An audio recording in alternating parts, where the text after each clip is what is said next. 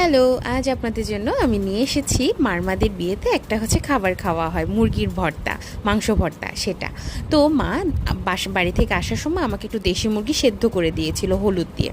তো কাঁচা নিলেই ভালো।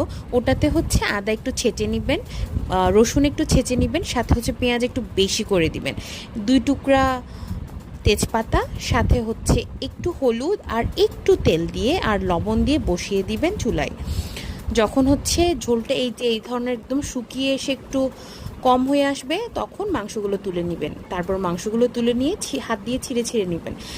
এই ধরনের আমাদের যে পাহাড়ি মরিচ ওটা দিলে খুব মজা হয়, সাথে হচ্ছে আদা দিয়ে দিবেন, লবণ দিয়ে ভালো মতো ছেঁচে মুরগির মাংসটা দিবেন, আর একটু বেশি করে হচ্ছে পেঁয়াজ দিয়ে আর একটু ছেঁচে, আর কিছুই করা লাগবে না, ওইটাই হচ্ছে খাওয়া যাবে।